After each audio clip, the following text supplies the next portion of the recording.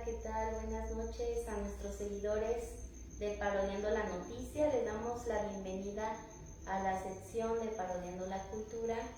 Hoy es Viernes Cultural y tenemos un invitado especial que es a mi compañero Carlos Montalvo. Él es veterinario de profesión, pero también es un artista muy involucrado con la poesía, con la declamación, también con la música prehispánica, y pues le damos la bienvenida. Hola Wendy, muchas gracias por la invitación y a tu público, a todos los que nos ven.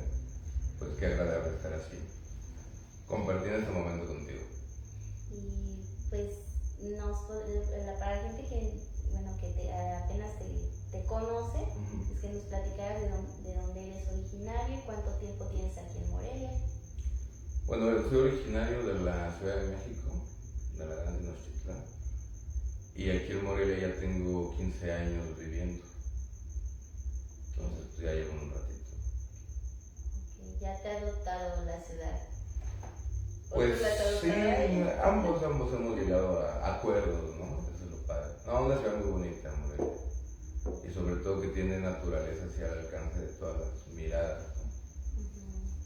Y pues también nos gustaría que nos compartieras algo de tu experiencia artística, Carlos. ¿Cómo fue que empezaste a involucrarte en este ámbito?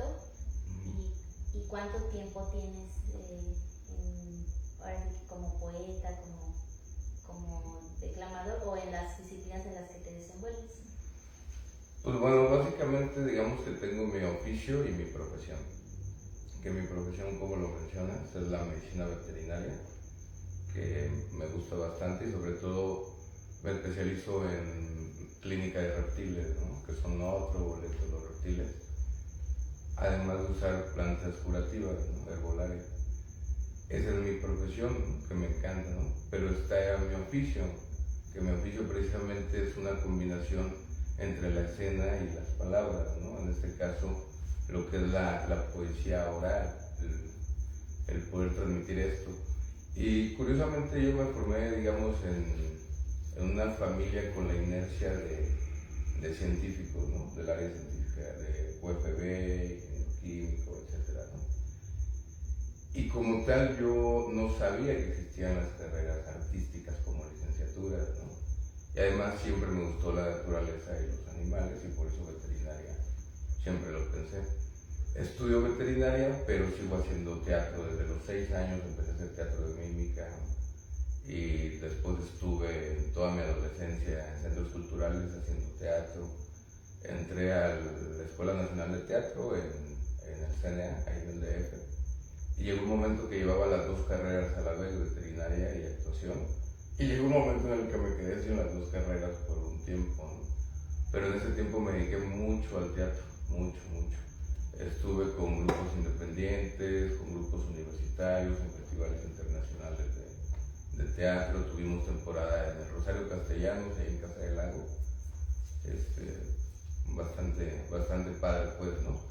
Y en el 98 me invitan a trabajar en un evento que hubo en la UNAM, que era conmemorativo a 30 años después del 68.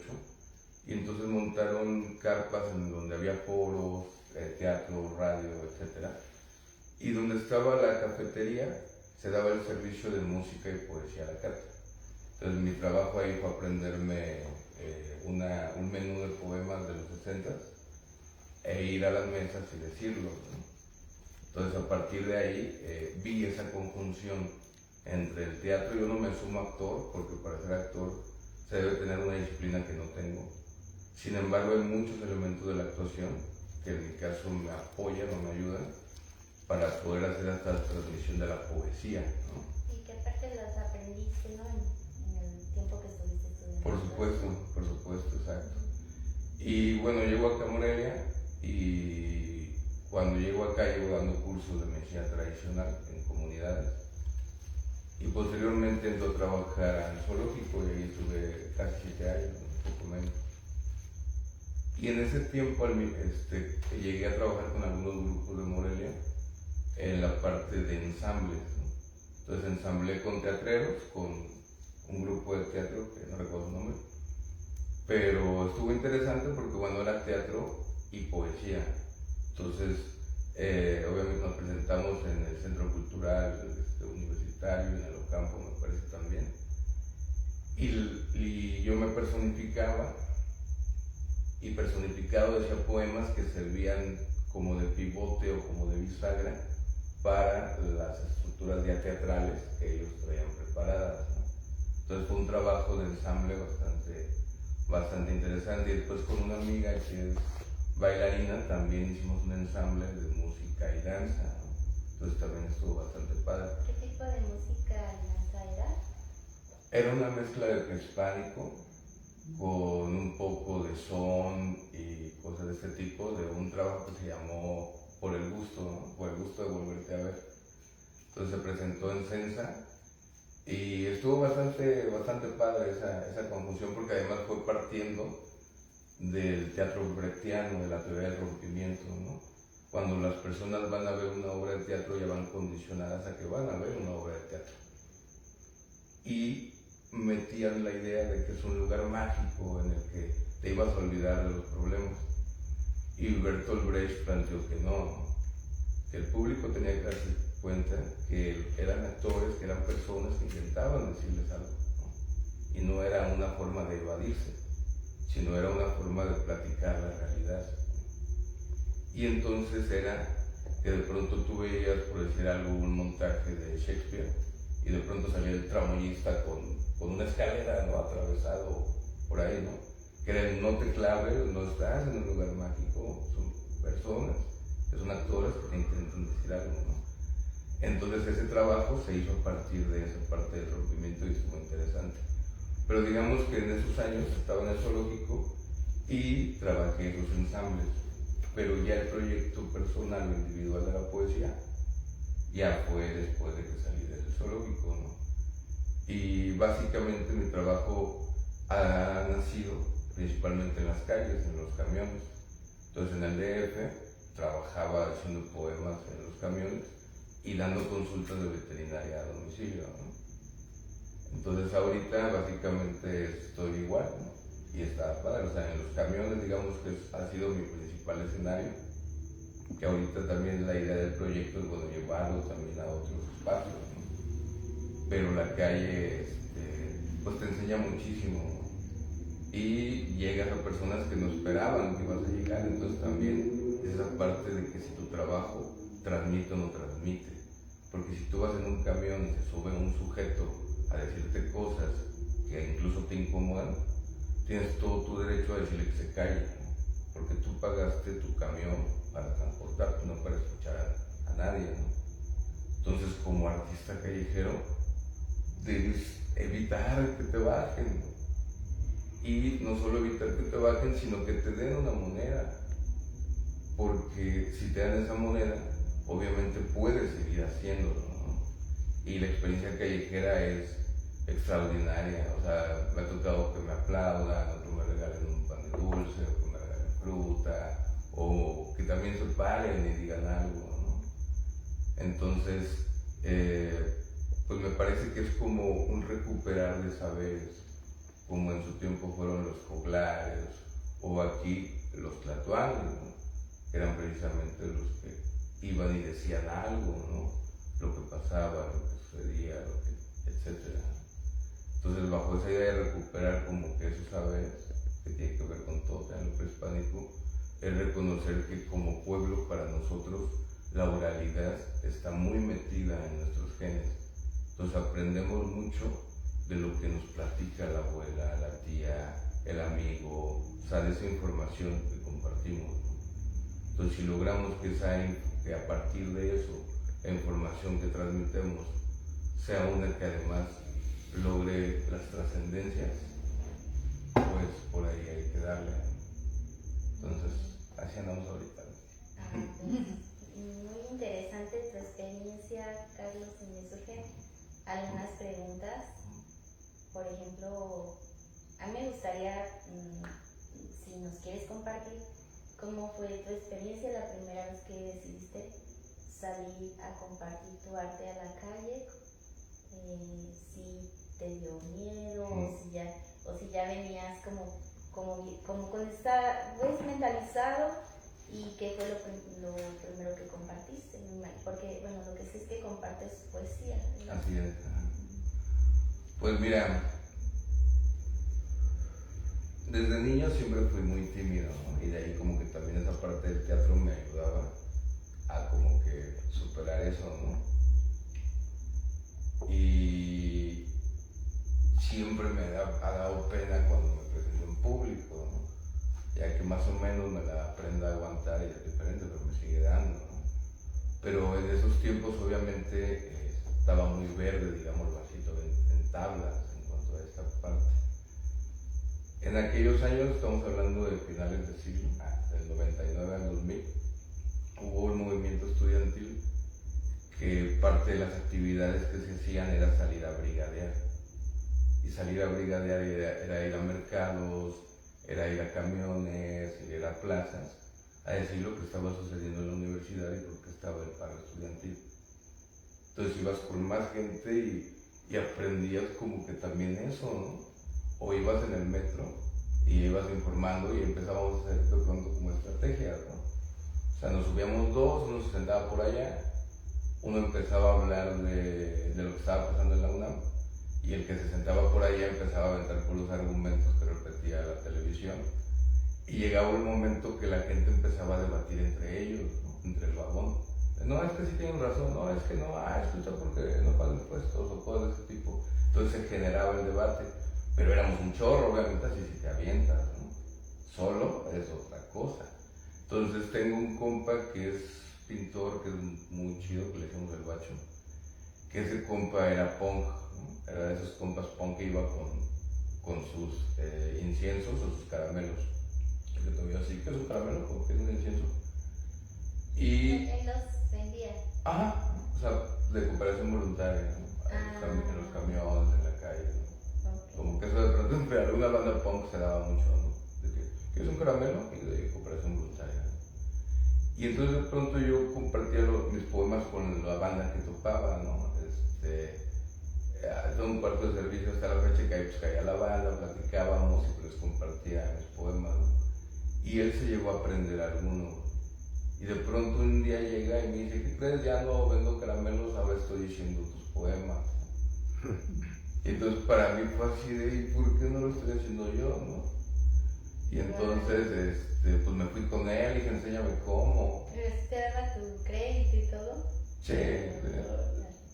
Sí, pero sobre todo, más que el crédito, porque no sé si decía el autor, más que el crédito fue esa ventana, ¿no? O sea, ese compa, por ejemplo, él abrió mucho la ventana de la calle, ¿no? O sea, es un compa que nació en Tepito, se acabó de creer en Iztapalapa, como que va a la calle, pero muy sensible, muy consciente, y es un artista, ¿no? Además, ¿no? Entonces como que él pena, no le da mucha pena hacer varias cosas, ¿no? Entonces me subí con él y al principio era todo como que un tanto solemne, ¿no? De que les traemos un poco de poesía, ¿no? Decía, primera página, y ya decía el texto, ¿no? Terminaba él y ya decía yo, siguiente página, y decía yo uno. Y luego el otro, siguiente página, ¿no? Hasta que decíamos última página, ¿no? Y ya, ¿no? Pero poco a poco fue haciéndose más dinámico, porque además tenemos una amiga en común que ella es música, y de hecho hicimos un ensamble con ella de música y poesía antes de venir a Morelia, y con ella también nos subíamos, y entonces ella ya le metía voces y metía una sonaja que tengo, ¿no? Y el Bacho empezó a llevar tambor y en vez. Entonces ya de pronto, y yo llevaba flauta de barro. Entonces ya lo que hacíamos era flauta de barro con yembe, con las vocalizaciones, y con la sonaja ya metemos poesía y canciones, ¿sí? Entonces en ese sentido fue creciendo como que esa experiencia. Y ya después pues tuve un hijo, y en la parte de donde sacó barro pues está la calle. Entonces ya digamos que oficialmente ya a partir del 2006 empecé ya a salirme a la calle yo solo a trabajar. Luego me fui a Juárez a vivir unos meses y ahí de eso trabajé también, ¿no? Diciendo poesía en la calle. Entonces aquí llego, está muy chida la experiencia del zoológico, y ahorita pues es como recuperar el oficio, ¿no? Que son las letras. interesante, Carlos, y muy, muy retroalimentativo también con el público, ¿no? En ver sus reacciones. A fin de cuentas, el arte urbano de la calle es más cercano a la gente, ¿no? Y realmente te preguntan, ¿no? Yo creo que hay gente que se lo pregunta, es una pregunta como más hacia el público, que podrán cuestionarse tal vez decir, ¿por qué un artista escoge esta parte de la libertad de salir de una manera independiente a compartir, a que las personas de una manera y podrán cuestionarle por qué no tiene un trabajo de oficina normal? Que yo te puedo entender un poco en eso, pero a lo mejor hay gente que no empatiza con esa parte, ¿no? Entonces, ¿tú qué les dirías a las personas que preguntan eso? Pues mira, algo chido que tiene este país es la diversidad en todo, ¿no? En cultura, en genética, en color de piel, en todo, dentro de eso en oficios, ¿no? Entonces, para mí sí es un oficio ese de salir, porque me pasó, pues una vez un tipo iba borracho en un camión y ponte a barrer, deja eso para los viejitos, ¿no? Entonces, claro que hay esas personas. Pues yo lo que les diría es que más bien pues se relajen, no les hace daño y es un oficio, o sea, que lo vean así como un oficio. O sea, si no les gusta, no contribuyan, ¿no? Pero si a otros sí les gusta y no está faltando al respeto ni eso, pues que también ellos respeten, ¿no? Una vez en algún camión hay un poema así de esos de amor que dice, como el beso de tus nalgas sin recato y chalala, chalala. Y entonces un señor, pero es que ¿por qué dicen esas palabras? ¿Cómo que nalgas? Y no sé qué, ¿no? Y la demás gente empezó, no, déjenlo, está loco, ustedes díganle, ¿no? Entonces como que el mismo público evalúa, ¿no? Es, por eso para mí sí un reto pues para la banda artista, sí es la calle, ¿no? O sea, sí es ahí como exponerte porque ahí, o sea, cuesta la presencia, ¿no? O sea, a diferencia de que si ya saben que te vas a presentar y no les gusta, o te callas o te sales, ¿no? Pero no lo interrumpes, ¿no? En la calle tienen todo el derecho a interrumpirte. Sí, muy cierto. Pero es un oficio, ¿no? Es un oficio y sobre todo cuando ves esas reacciones que banda que, sobre todo quienes viajan, ¿no? En esos transportes, ¿no? Que es banda albañil o banda que no tiene suficientes recursos, ¿no?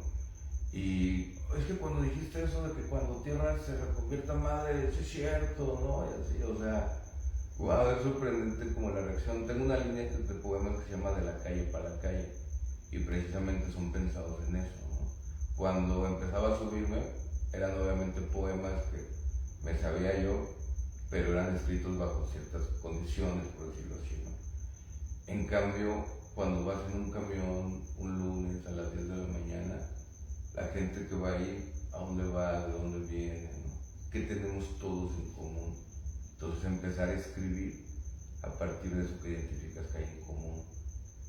Y es cuando la gente se selecciona, o sea, sí es un oficio, ¿no?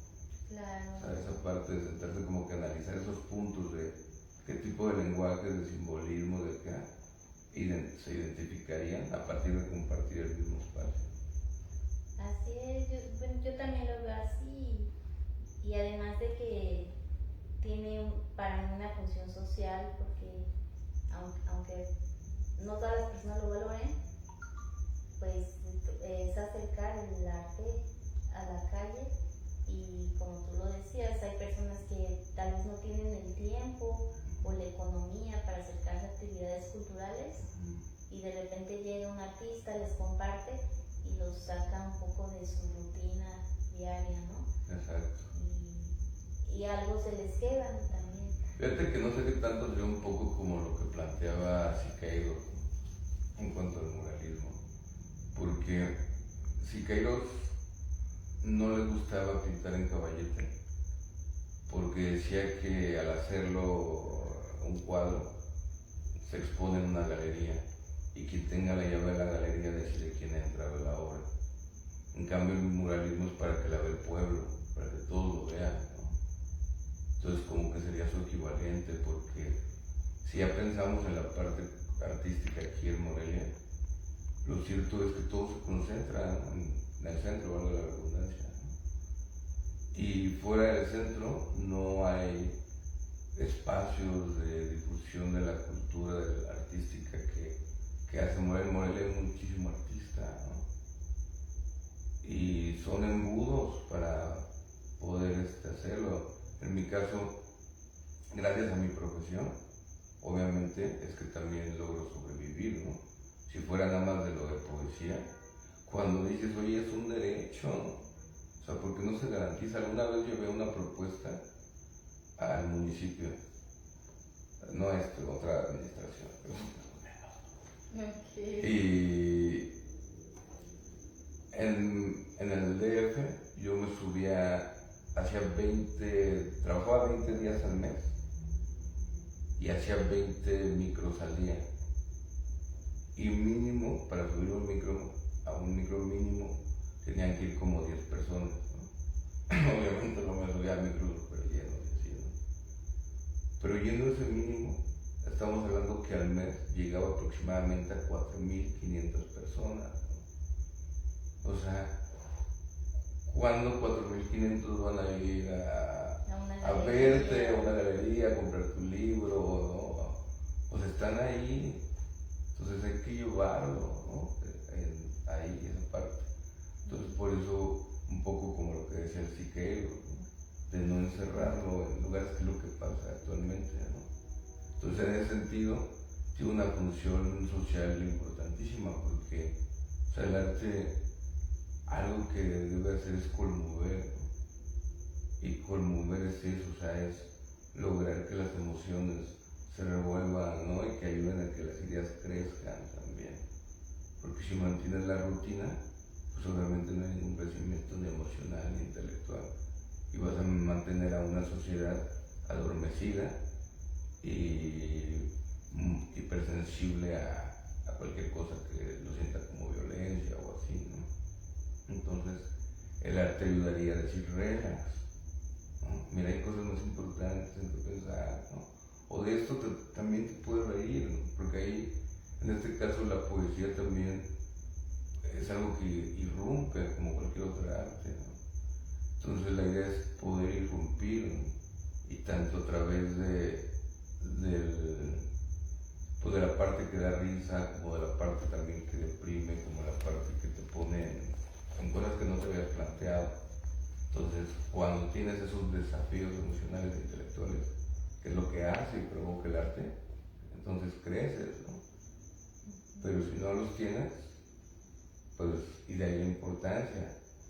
Y entonces llevé esa propuesta, y cuando la tipa que lo leyó vio el número 4.500, dijo, mira, no lo he leído todo, pero ya vi que aquí estás hablando y no tenemos de números y no tenemos dinero. Y eran las 4.500 personas que yo llegaba, o sea, ni siquiera se tomó, ¿no? O sea, el leerlo, el decir, a ver, ¿cuál es el abajo de esta cifra que dice que habla de personas, no de dinero, ¿no? Y mi propuesta era, porque los camiones luego no todos te dejan subir, ¿no? Y mi propuesta era que la Comit diera chance de poder subir, ¿no? A trabajar. Y incluso había una propuesta para el municipio, ¿no? Era, y si quieres, puedo difundir tus eventos. Pero entonces, pues ahí ya sería un salario, ¿no? Y no, ni siquiera le dio nada. O sea, entonces con esa disposición, pues difícilmente se logra. Así es, hace falta, ahorita que tocas este tema, porque también es interesante abordarlo, yo creo que hacen falta políticas culturales que favorezcan a este ámbito de los artistas, ¿no? Y también más empatía, y que las personas que pueden de alguna manera también ayudar, que es el gobierno, ¿no? Las instituciones, pues sí pusieran más interés en el apoyo a este ámbito, Ujú. no nada más en ciertas temporadas, Claro. cuando son campañas políticas o cuando tienen algún interés detrás, ¿no? Pero fíjate que aquí es curioso porque entra una paradoja que es muy evidente, ¿no? Y a veces es tan evidente que quizá no la vemos, que es como la nariz. La nariz, los ojos la ven, pero el cerebro ya la omite porque todo el tiempo está ahí, es muy evidente. Es decir, el arte logra remover para poder crecer y madurar emocional e intelectualmente.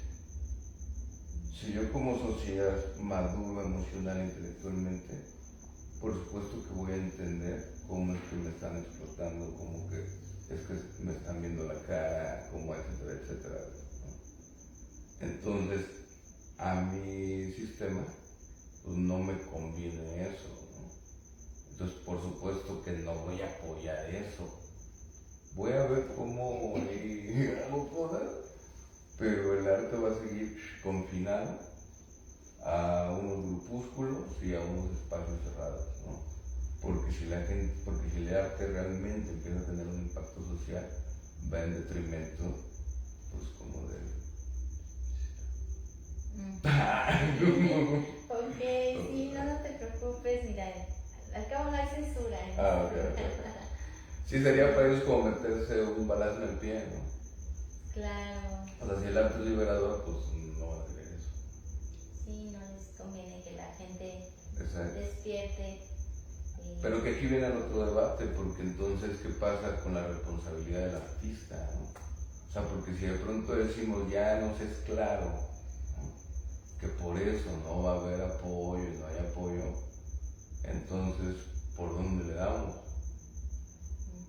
Y es ahí en donde no hay que quedarse en la parte cómoda. De estar esperando a que alguien. Ajá, en mi zona de confort, ¿no? De aquí no me quiero arriesgar, y es arriesgate, o sea, eso, toma las plazas, los espacios, los camiones, o sea, pero de manera organizada, porque ahí viene otro conflicto, ¿no? No hay como una forma organizada, por ejemplo, no estoy hablando de artistas callejeros o de artistas en general, ¿no? O sea, no hay, entre comillas, como un sindicato de artistas independientes o algo así que nos podamos respaldar en ello, ¿no? Vas tú solo, y entonces tú solo dices, wow, ¿no? ¿Cómo no se va a poder hacer solo, ¿no?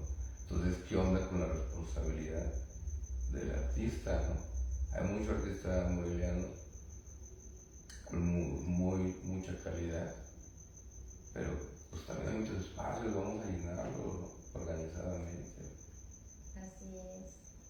Sí, esa parte también de los derechos de los artistas, ¿no? Y creo que sí debería de ser algo en lo que nosotros deberíamos de exigir. Ajá.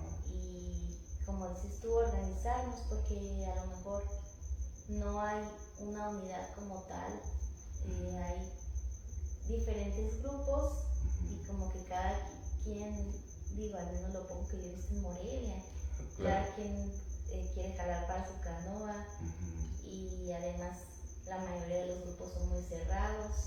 O sea, yo entiendo que pues sí se debe de cuidar qué persona entra a un grupo, ¿no? Para que Claro.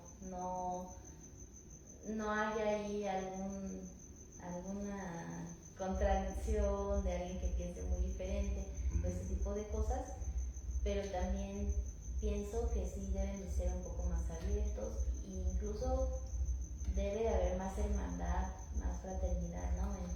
En el hecho, por ejemplo, yo que tengo algo de experiencia organizando algunos pequeños eventos, algún otro festival que he ayudado a organizar, y se da mucho que, por ejemplo, el colega, no todos, pero hay colegas que solo van a los eventos donde ellos participan. Oh, sí. Y rara vez van a ver lo que están haciendo otros colegas artistas. No, o que además solo para el momento en el que participan. Ándale, exacto. Así, sí, también. Y qué bueno que lo comentas, ¿no? Entonces, bueno, va a ser difícil cambiar esto porque creo que es una parte de concientizar, Ajá. pero sí podemos ir trabajando de otras maneras diferentes, ¿no? Por supuesto, y es que coincido contigo en que de pronto se vuelven también así muy claras, que esas, entre comillas, pugnas, ¿no? Pero que son, no sé si más pugnas por una cuestión de ego o no sé, porque uno que lo ve desde fuera, pues dice, si lo que importa es, ¿no?, que el arte pueda tener ese respaldo, ese cobijo, esa difusión, como por qué entonces los grupos estarían peleando, ¿no? Entonces me parece que hay una falta de claridad en cuanto a los objetivos de por qué nos estamos juntando. Nos estamos juntando porque nos vestimos igual, nos estamos juntando por acá, pero no excusemos que es por el arte, porque el arte comunica y fraterniza. El arte no separa, ¿no? Bueno, solo separa lo gacho, ¿no? Claro.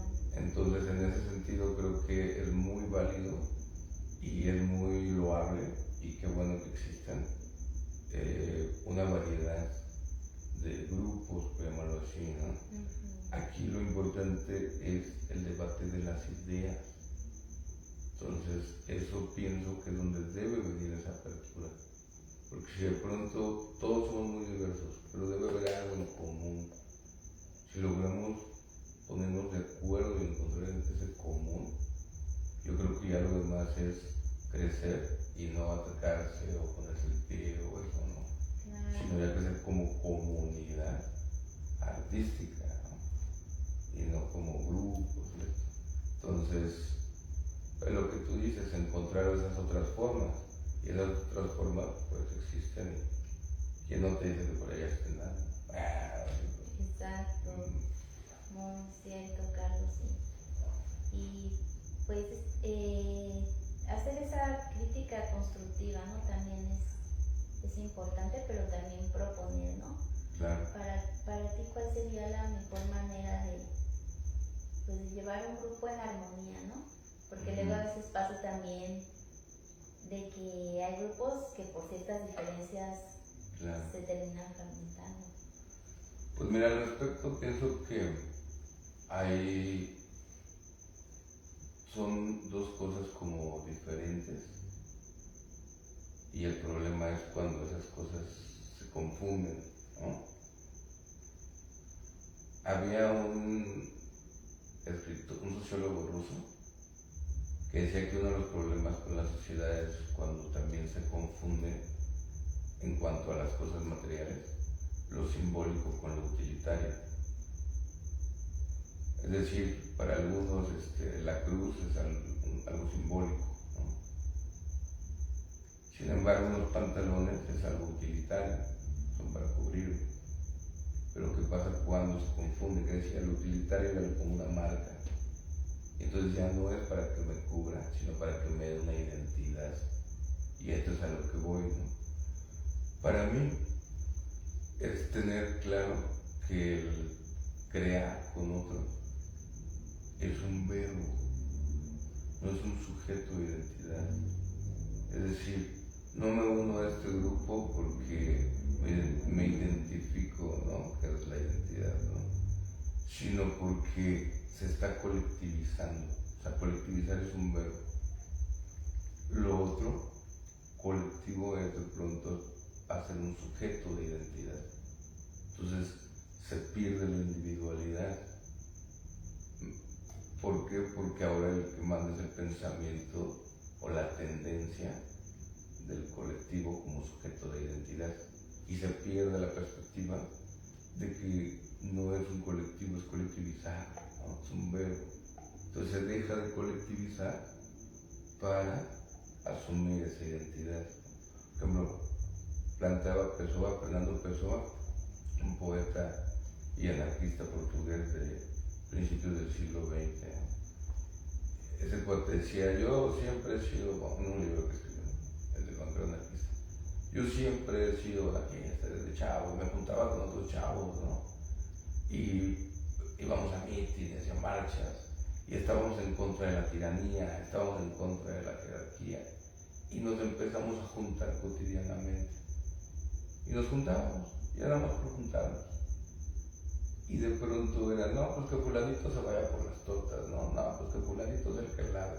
Es decir, empezaron a repetir o a tener actitudes jerárquicas y tiránicas, que era justo contra lo que luchaban, porque cayeron en esa rutina y en esa falta de acción. Entonces, a partir de ahí el planteamiento fue, nos vemos para colectivizar, colectivizamos y seguimos nuestro camino, ¿no?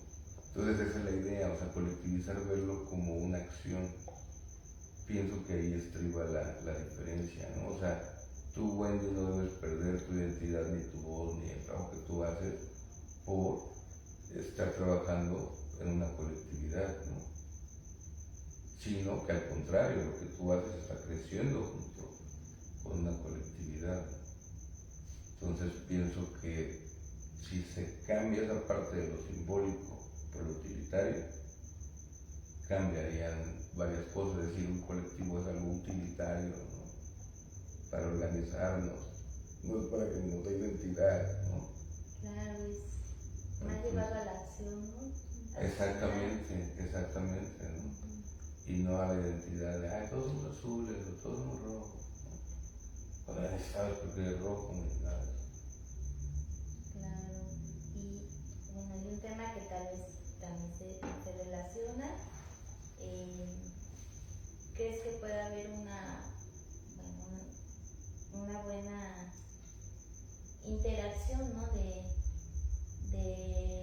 del ámbito cultural junto con otros actores, como en este caso, ¿qué relación, te preguntaría, tiene la política con la cultura? Uh-huh. Que si tiene que estar peleada o si se puede llevar a cabo. Y bueno, es una pregunta a lo mejor un poco compleja, ¿no? Pero me gustaría saber qué opinas tú al respecto. O sea, como que qué relación puede tener el arte con la política, una cuestión así. Pues mira, en ese sentido te puedo decir que todo está relacionado, ¿no?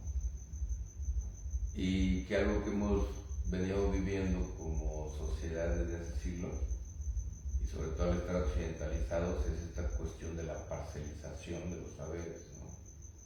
Es decir, tú estudias ciencias naturales, vete para allá, ¿no? Tú estudias ciencias sociales, vete para allá, ¿no?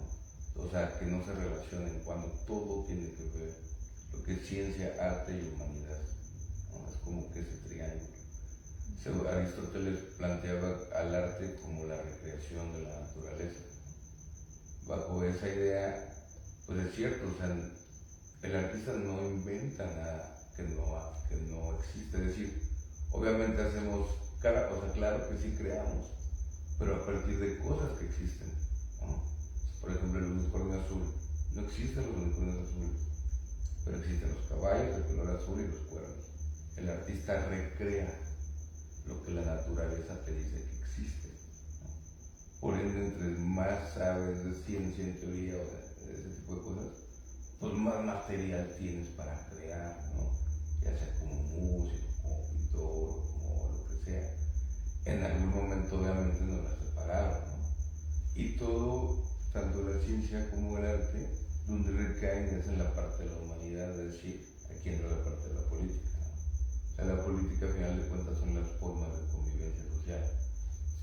Que, por ejemplo, la política oficial de México es esta parte de una presidencia con legisladores, etcétera, etcétera, ¿no? Y entonces son las formas que nos relacionamos, ¿no?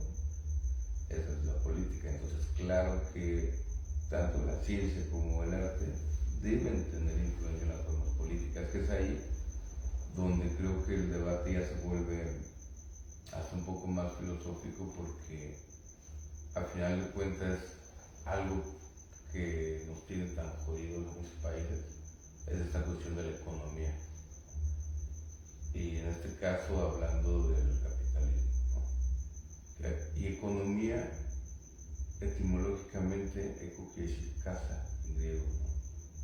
Y nomía es como normatividad, como la normatividad de la casa, ¿no? Cómo vamos a administrar la casa, qué recursos hay en la casa. Y el problema es que toda esta influencia europea con la que cargamos está basada en el antropocentrismo, el humano como centro de las cosas. Entonces todo está ahí para fines del humano. Que en el caso sionista se pone más loco, pero bueno, ahí los dos juntos. Entonces ese antropocentrismo va completamente lleno de incomprensión hacia lo que es la casa, la ecología. La ecología es la ciencia que estudia la casa. Y si en tu casa hay un lago, pues tú te adaptas al lago. A la economía le vale madre. Si el lago no vende, lo seco y ahí voy a poner casas, ¿no? Para sacar un bar. Es completamente incongruente. O sea, ajá. Para mí, mi idea de vida es la adaptación congruente al espacio que habitas. Entonces, si donde habitas hay nueces, comes nueces, ¿no? Y no es de que tumbas las nueces y cambias todo para meter algo que se da en otra parte.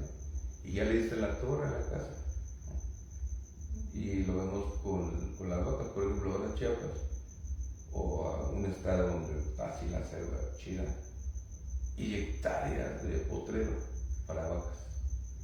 Entonces, la vaca es un animal europeo y el pasto que siembran es un pasto africano.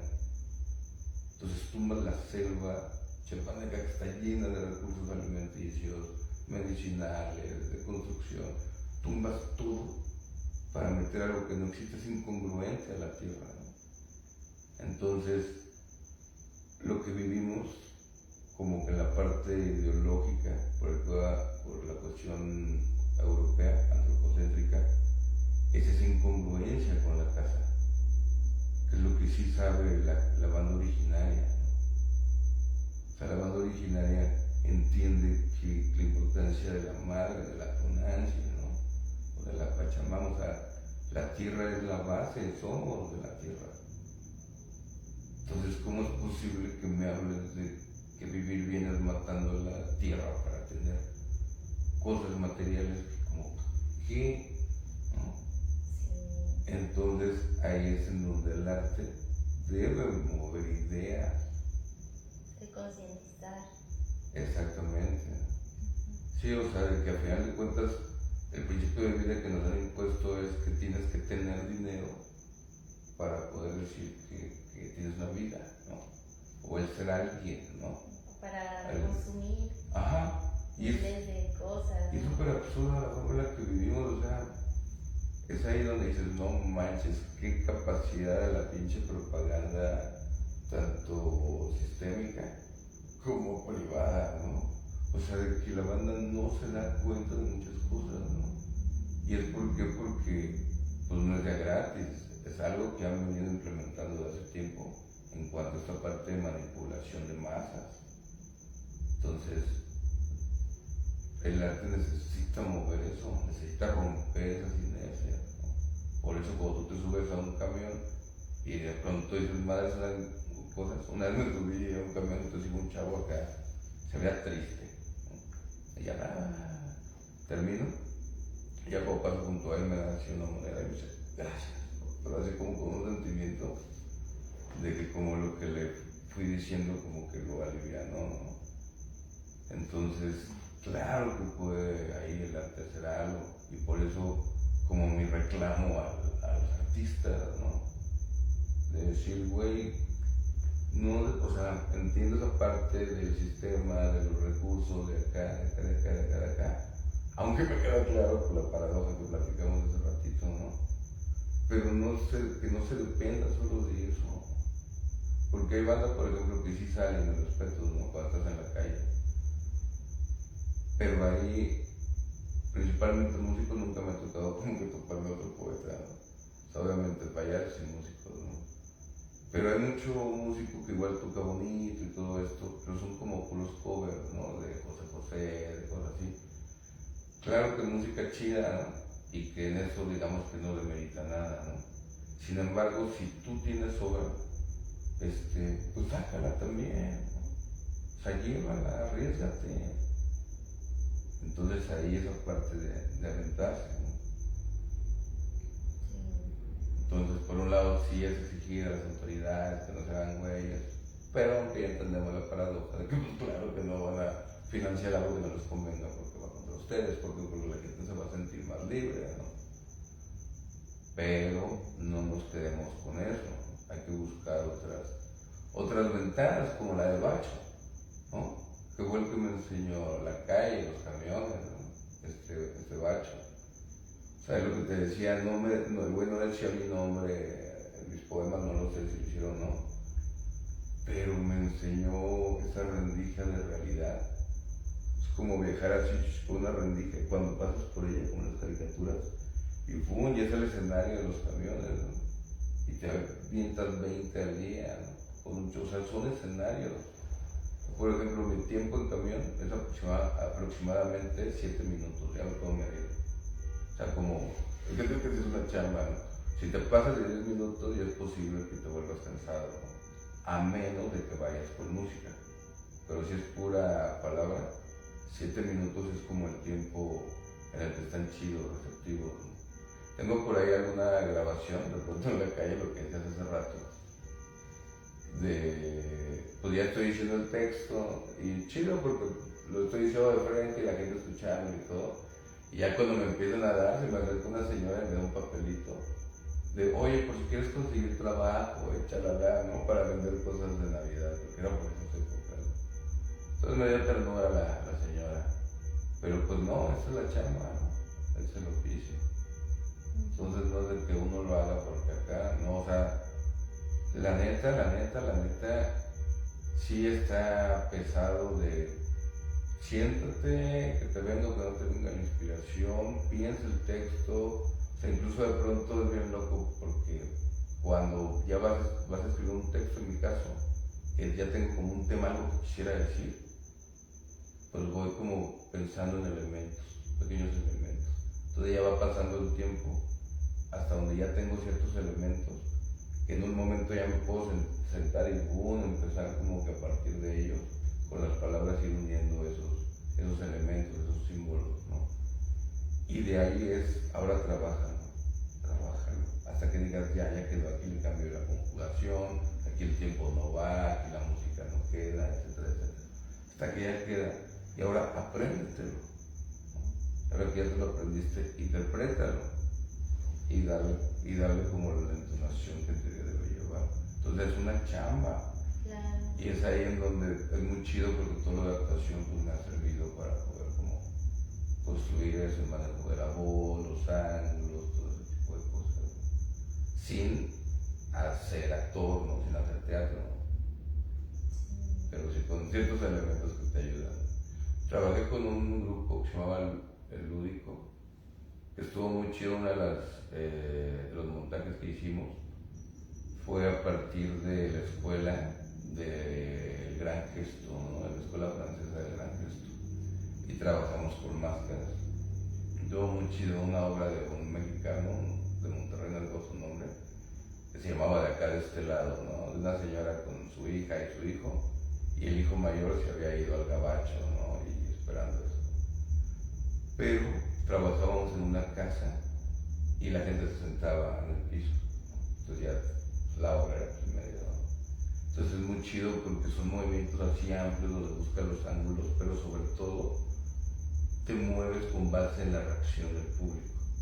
Entonces yo, por ejemplo, digo algo y al decirlo lo proyecto hacia ti, y si veo como que te ríes o algo así, aguanta un tiempo, no te dejo reír, ¿no? O puedo reaccionar contigo, ¿no? O sea, como que puedes escalar esas interacciones.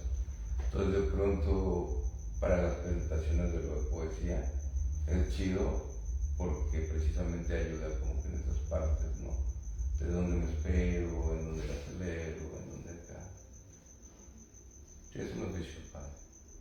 Ok, entonces nos queda claro que es una elección el hecho de decir, yo quiero escoger este oficio para llevarlo a cabo, y no es como una opción, ¿no? Como a lo mejor hay gente que puede pensar, ay, como la señora, ¿no? Que a lo mejor inocentemente pensó, y es que a lo mejor va a tener trabajo, ¿no? Ajá. Porque es algo que se sale de los estereotipos sociales, ¿no? Claro. Pero sin embargo, pues la gente que tiene cierta noción de un oficio artístico, pues sí pueden valorarlo, es decir, ¿no? Yo, por ejemplo, que te he visto en acción, cuando nos compartido en los eventos, sí veo y valoro, ¿no?, la memoria que tú tienes, ¿no? Porque no es lo mismo llegar y leer una lectura, Claro. aunque pueda ser buena lectura en cuanto a la voz, la entonación y todos esos elementos, pero ya memorizarla, yo creo que no cualquiera lo hace. Y además es cierta lo que yo no he visto, he visto a lo mejor algunos, o puede haber unos poetas que puedan llegar a vender sus textos en un plaquetcito, en un libro, pero digamos que ya pasarlo a la memoria, a dramatizarlo, o sea, ya es, para mí vendría siendo un arte como la declamación, ¿no? Entonces, hay pocos, creo que hay pocos declamadores, al menos yo en Morelia no he visto muchos. Un amigo mío en paz descanse, que ya falleció, y Caica, él era declamador y también declamaba sus propios poemas y los representaba con performance. Y también era un trabajo escénico interesante, pero creo que sí es algo fuera de lo común. Entonces, qué padre que lo llevas a cabo y que te gusta, porque creo que además te tiene que gustar, ¿no?, para poder transmitir algo a la gente. Claro. Sí, es algo que pues lo tienes que disfrutar, ¿no? O sea, el escenario es un lugar que te impacta, ¿no? O sea, te impone respeto el escenario. Pero, y a veces te preocupas por si está gustando o no está gustando, etc., ¿no? Pero como que ahí el secreto es cuando aprendes que el primero que lo tiene que disfrutar eres tú, ¿no? Entonces cuando estás hablando y te estás escuchando y disfrutas el tono y o sea, como que te invita a moverte, etc., si tú lo disfrutas, obviamente eso es lo que vas a proyectar también, ¿no?, como consecuencia. Entonces sí es algo que la verdad sí disfruto, y aunque sí es difícil, ¿no?, porque precisamente como dices, como no hay referencia, de pronto me pasa que lo pienso como un grupo musical, ¿no? Entonces un grupo musical toca una rola, acaba la rola y aplaude, ¿no? Siguiente rola. Y aquí no, aquí acaba el texto y entonces no aplaude.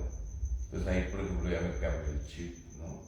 Ya lo veo más como teatral, de que ahora me va a tocar como estar llevando toda esta parte, como pasa de pronto con la música, entre comillas, ¿no?, con la música clásica, ya ves que igual es hasta el final, ¿no? Entonces no tengo referentes todavía cómo construirlo, y digamos que se está dando pues el diseño y esto a partir también de la respuesta que se tiene a través de las tablas, ¿no?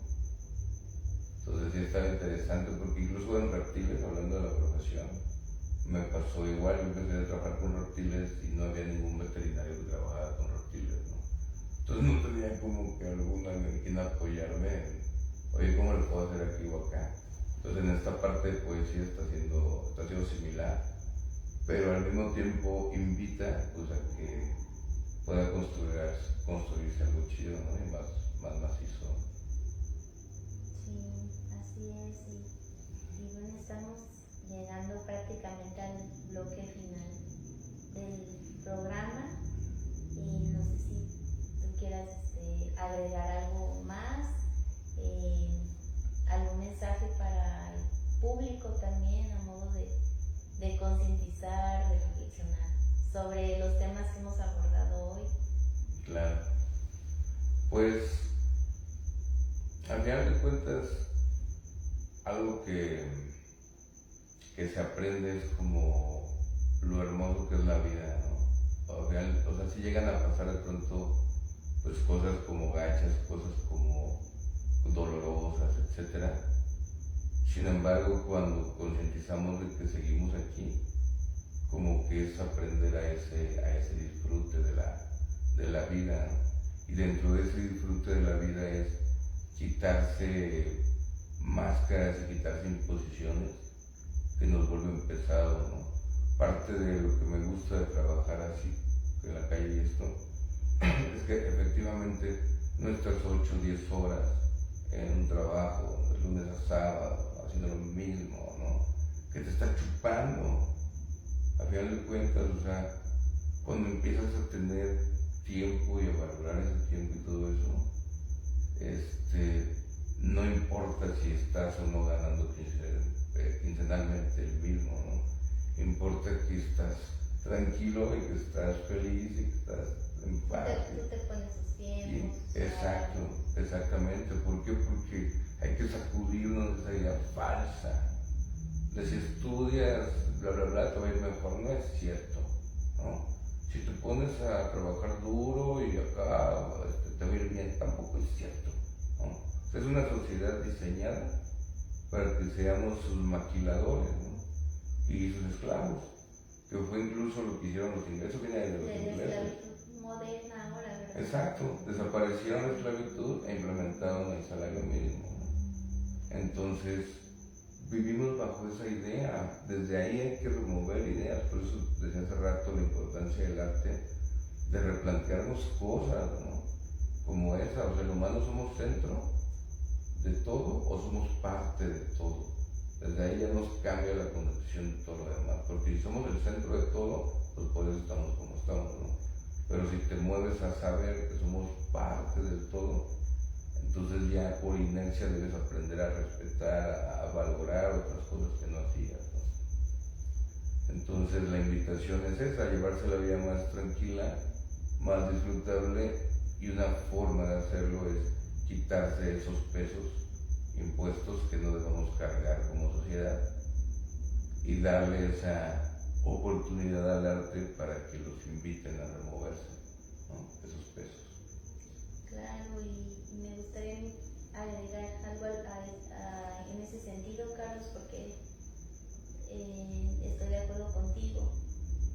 En algún punto, creo que el arte sí tiene que ver con un poco con la espiritualidad, pero no una espiritualidad que tenga que ver con una religión, sino como un desprendimiento de ciertas costras sociales, incluso de cierto materialismo, consumismo, porque yo creo que, bueno, es bonito vivir del arte, bueno, muchos complementados con otra profesión, pero también creo que implica en algún momento, o en rachas difíciles, el desprenderse de muchas cosas, soltarlas, de muchas imposiciones sociales, como un ejemplo, ¿no? Yo podría decir, a lo mejor para una persona o para un jovencito,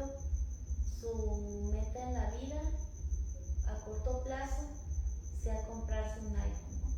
Por ejemplo, y pueda decir, yo me lo voy a comprar, voy a estar trabajando duro, voy a ahorrar porque yo me voy a sentir feliz comprando un iPhone.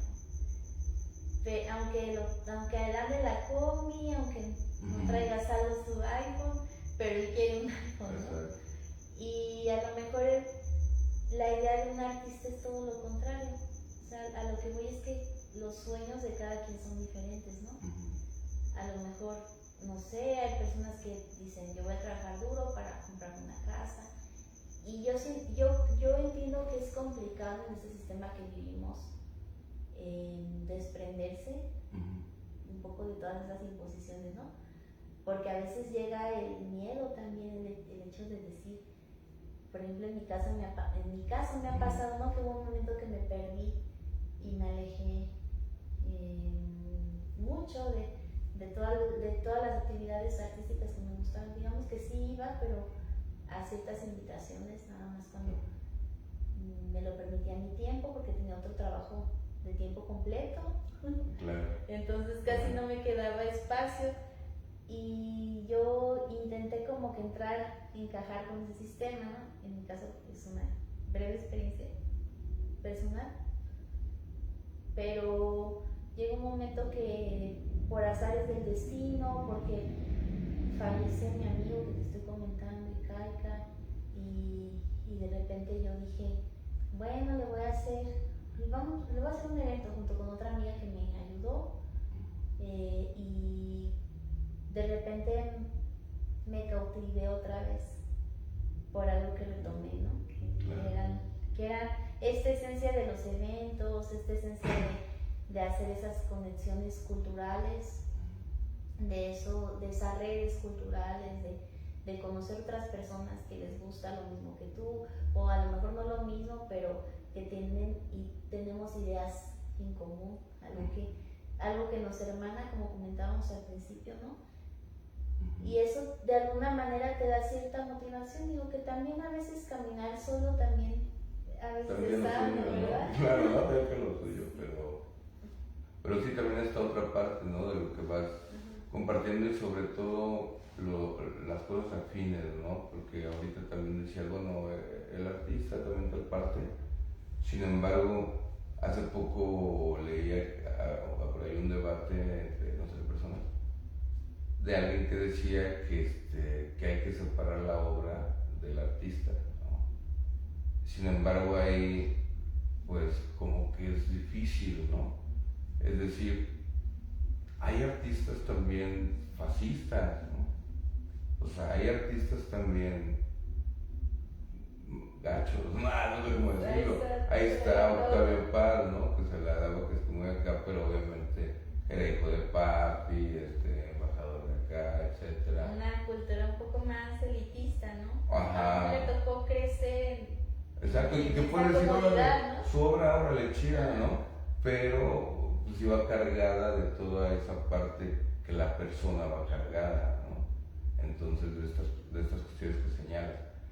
De ahí que también esa importancia como de, antes de ser artistas, antes de ser veterinarios, etcétera, somos personas, ¿no? Y somos seres. Entonces, como el cómo nos percibimos entre los seres, es lo que también da esta confianza que tú comentas. Decir, aquí como que siento cierta paz. Y dentro de esa cierta paz es porque entonces sí se puede empezar a enraizar esto, ¿no? Y porque hay otros que dices, no. O sea, como que era muy chida tu chamba, pero no. No hay esa química o esa empatía a veces con ciertas personas. Exacto. Y sobre todo porque siempre debe haber una coherencia entre tu obra y tu pensar, ¿no? Entonces, por ejemplo, no puede ser que hagas así pinturas bien chidas, por ejemplo, o de gente pobre, por decirte algo, cuando pues tú eres bien despectivo, ¿no? Con esa banda en tu vida cotidiana o así, o sea, que no hay esa congruencia entre tu obra y tu persona, ¿no?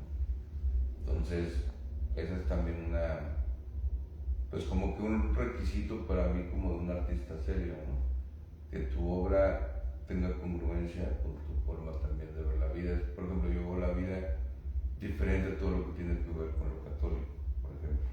Entonces que yo esté en mi obra hablando de elementos católicos, o sea, como que ¿en qué quedaste, no? Si eres o no eres, una mano lo haces para vender, pero en realidad no está siendo congruente con tu idea de pensar, ¿no? Claro, manera de pensar y de accionar, ¿no? Y pues sí, Carlos, es muy interesante. Por aquí, bueno, ya vamos a ir concluyendo el programa, pero bueno, yo espero que en una próxima ocasión puedas acompañarnos, incluso compartir tu poesía. O sea, no sé si en esta o la próxima ocasión nos compras una poesía para que el público conozca algo de tu trabajo, como para despedir, o si te animas. Por ejemplo, ahorita una para despedir, pero me voy a atravesar un poquito porque necesito algo de agua. Ok. Yo sé que el público entiende.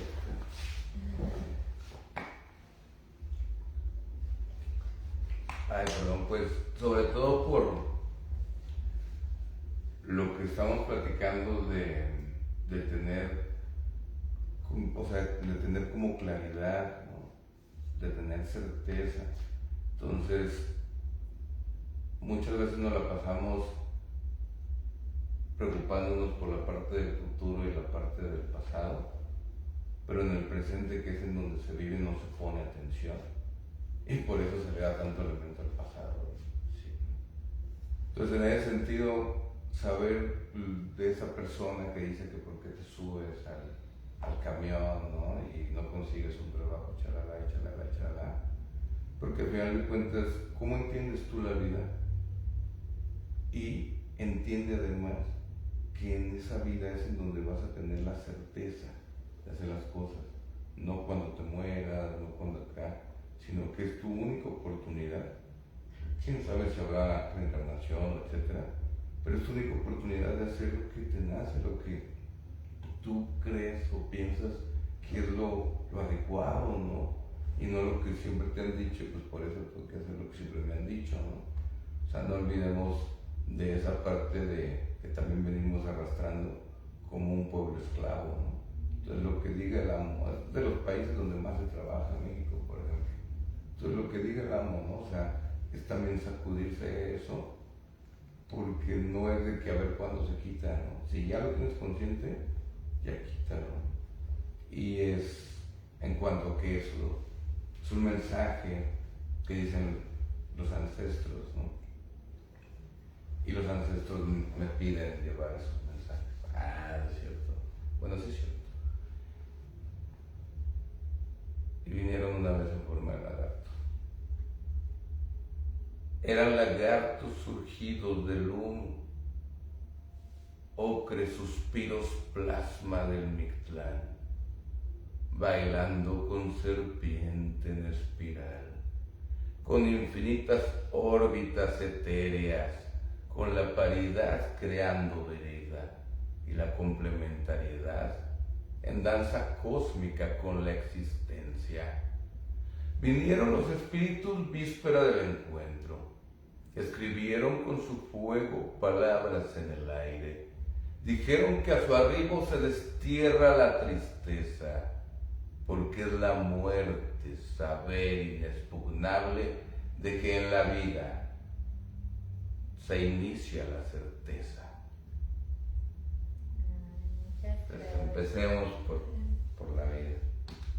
Muchas gracias, Carlos. Siempre es muy agradable escucharte y compartir contigo. Felicitarte por tu trabajo también y tu amplio repertorio de poesía, que sé que mucho está inédito todavía, pero ojalá pronto puedas ya venir en alguna otra ocasión a presentarnos alguna de tus publicaciones en forma, y pues a volver a compartir también con el público y con nosotros. Y pues no sé si quieras dejar algún contacto, alguna red social, no sé si seas como afán de las redes. Pues bueno, en cuanto a ir para lo que se ocupe, como dicen por acá, pues en Facebook como Carlos Montalvo, así nada más, okay. Carlos Montalvo.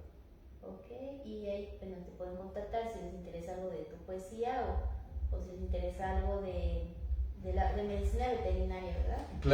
Claro, sí, porque aparte damos servicio de veterinaria a domicilio, los tratamos con herbolaria, principalmente a los pacientes, los mismos productos de herbolaria los tenemos nosotros. Obvio, si necesita algo de medicina convencional, pues también se administra, ¿no? Y sí, entonces tanto productos herbolarios como consulta a domicilio.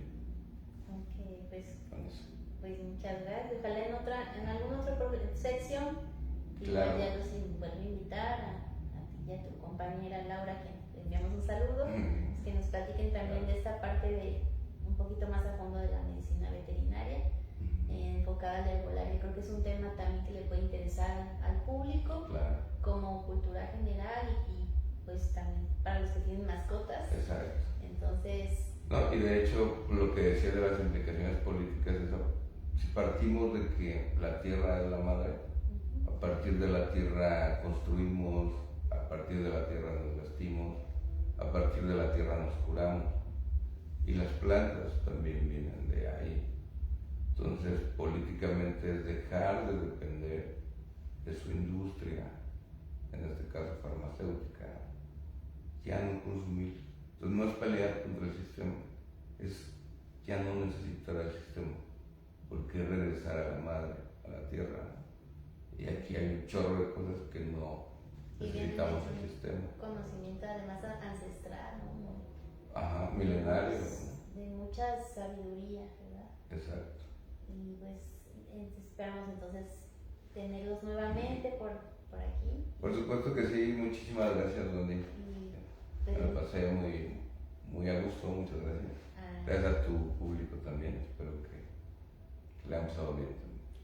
Pues al contrario, pues muchas gracias y también enviar un saludo a nuestro director general, Armando Ábalos Luz, quien nos brinda las facilidades técnicas para la emisión de este programa, de esta sección Parodiando la Cultura, y nos vemos el próximo viernes con otro invitado y con otro tema.